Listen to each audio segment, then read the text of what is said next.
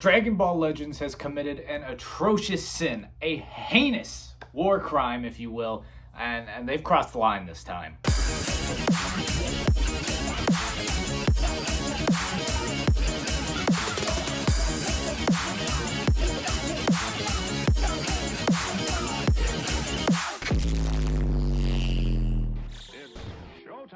Yes, I'm talking about the removal of energy from the bonus battles. It's a big issue that everyone is complaining about why you do this, because energy kind of is a problem as it is, especially when they release the free-to-play Zenkais.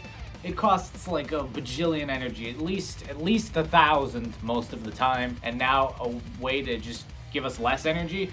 I get that sometimes I've seen some people get lucky and they get all their energy back, so it's like they didn't do anything. And I guess I could understand, some people saying, oh, well, maybe that's why. Even with that, that's not like a common occurrence where you just gain all your energy back from it. And I don't think those events should really be too taxing on your energy tanks, because you have to do those just to level people up into soul boost and to, do stuff to get your characters better so you can then just use them for other battles. I don't think those should be too incredibly taxing on your energy.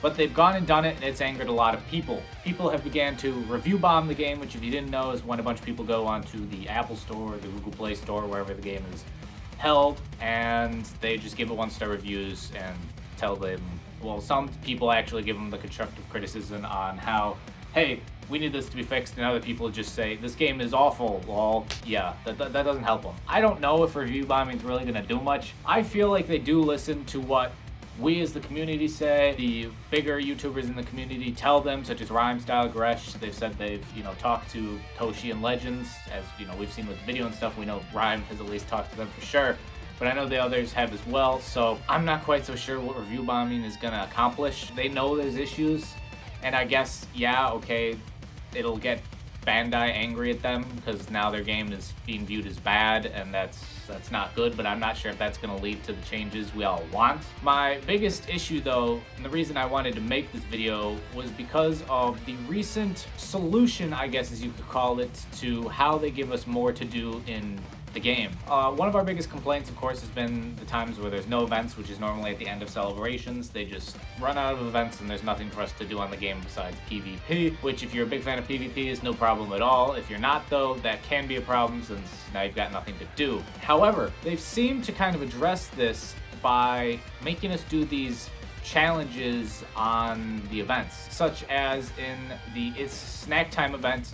For the 50 battle stages you have to do to get 500 of the 1000 CC. You then have to play about 10 of those, because it's about every 5 for like the boss level, I guess. You have to play those multiple times, at least 2 to 3 times, to complete all of the various challenges on there. And I think that is just a super lazy way to try and tell us you've added more content to the game. It kind of blows my mind. I mean, that's not adding more content. You're just making us fight. We've already fought basically Android 21 like 50 times, although I guess there's, technically Android 16 and stuff, but it's the same thing. Over and over, most of those battles are just a waste of time because it's not like you're ever going to actually lose. And then you make us do it multiple times, so we're just sitting there because you don't give us the other CC unless we do it multiple times. And I find this to be an awful, awful way to fix the game, or I guess the solution to not having events or things to do. You could still add those challenges in for people to do, but not make it so we have to do them for the rewards from the missions tab. I much rather prefer it the old way, where you just complete all 50 battles and you get your 1000 CC for doing it. And then if people want to go through and do the challenges, you can add in challenges that are worth 30 CC or 100 CC. They have done that before on other things where specific challenges are worth more than just 3 CC. So you could do it that way as a way to earn more CC if you want to go through and do that. But I don't think you should force people to go and do that. It's stupid in my opinion. You're making people miss out on CC, which is really what people want when they say they want more events. They just want more CC and more ways to get it. So making it so you have to do this battle over and over and over and over is really stupid. And then we get to the just try to surpass me challenges, the Vegeta ones, the difficult ones to a lot of people. And I understand making the only boost characters the new units. That's how they normally tend to do these things. They make the new units in the banner the boost characters. So it makes you want to go buy, and spend your CC on the new banner so you can get the boost units, you can get the rewards from challenges, which are easier, of course, with the boost units. But adding in these challenges of, you have to use a Dragon Ball Saga character, or you have to do this or that, I feel that's a bit unfair to the people that aren't whales. Now, if you're a whale, you have probably almost all characters with some good stars on them, and you can run about any team you want because you summon on just about every banner, and it's not really a problem to you. But to some people who may not play a ton, they may not be, a 1,000-day player, and they may not be a whale, but they still enjoy the game and want to have fun with it, I don't think forcing them to have good Dragon Ball characters or whatever tag they have in the future, because I'm sure this will happen again, is the greatest of ideas. Because now they can't earn those rewards from the missions tab, and I don't feel that that's quite fair just because they don't have a good Dragon Ball character. I understand making the boost characters the new characters, but I don't think you should be forced to use a specific, tag of Dragon Ball or something to obtain the ticket rewards that you get from this. They could change the rewards. I'm just using this specific example.